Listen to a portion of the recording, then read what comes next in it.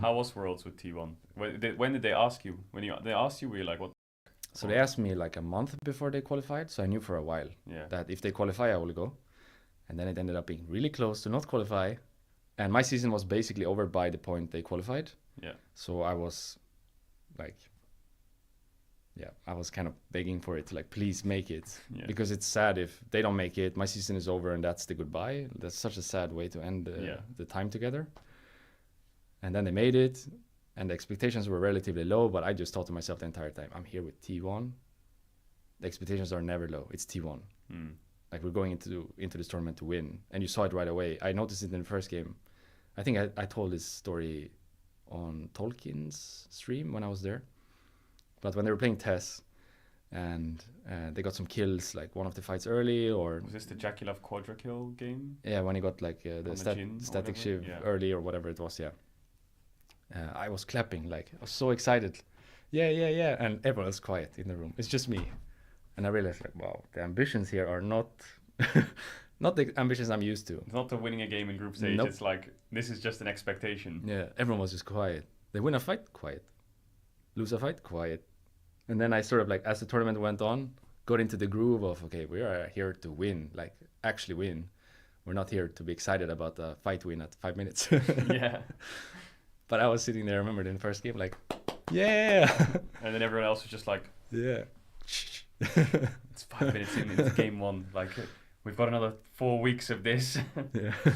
Oh my God. It must have been a crazy experience being around them, no? Like, was there like tension in the air? I always thought they handled everything really well. So they lost their first game and then they drew Pain. And of course, that's a game they should win. But after that, they had BLG. And in my mind, we were such underdogs in that series. But they never like once gave me that feeling of like tension or nervousness or anything. Like a full day of proper preparation, good plan coming into it. I think this was one of the first times we saw Silas. From Faker played Silas this game. Yeah. One of the first times we saw Silas.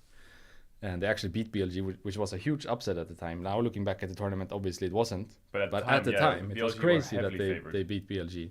But the way they were behaving was giving me the feeling that it was not crazy at all. Like they, if anything, actually went into that game thinking we are the favorites.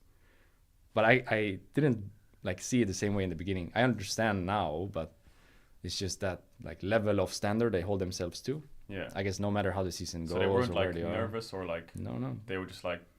Nope. They just like we're just gonna win, make a good plan.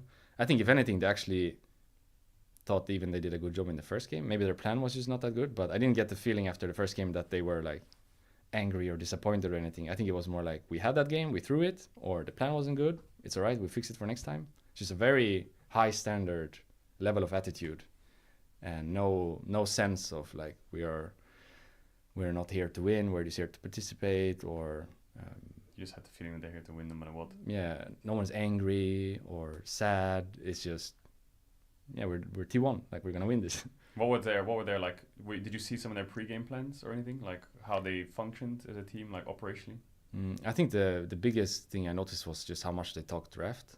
So just non-stop draft talk. Of course, in every team you talk draft, but the amount of time they talk draft was unusual for me because it was like maybe a whole evening. Let's say scrims finish, they talk draft for like 4 or 5 hours, and then they'd go to bed, and then they wake up tomorrow morning, and then they talk draft again. And it would be so much of the players doing it. Normally in Europe, at least the teams I've been a part of, and the coaches I've had, the coaches have taken up all the space. So if you're doing a review or if you're talking draft, it's the coaches doing it, and then the players get maybe a say somewhere. Yeah. And if there is something, it's gonna be like butting heads a little bit between the coaches and the players. But here it was just the 5 players doing it, and the coaches, of course, helping out and saying what they want. But it was like the opposite relationship, if that makes sense. Like the players in charge, coming up with the ideas, what they want to do, and then the coaches like facilitating. I see. The room and the discussion. So the players reviewed, spoke a lot, spoke draft a lot, and the coaches were like just the foundation to glue it together a bit. Yeah. As much maybe as if something is missing out, or if they have a idea out of the box that maybe the players aren't thinking about, they'd like join in on it and like, hey, what do you guys think? Yeah. But it wasn't them leading the room. It was the players leading the room always. I see. So yeah, I was especially impressed with Carrier because I think he led a lot of the draft discussion and came up with a lot of the ideas of different picks they could go for, which makes sense if you think about it, because Carrier is their X factor, right? He's the support player that doesn't play support. He's the support player that plays Carrier style, which can be anything from a carry to an enchanter to some hook champ. Like his Pike was crazy at his Worlds, you know. No one else played it. It's just him. Yeah. So it makes sense that he was the leading factor because he's also the one that is cooking in the draft. But if you think about your own experiences in a team, and if I think about my own experiences in a team, the fact that a support, so not the coach, a support player is doing this, basically a coach's job, it's crazy. It's unheard of in Europe.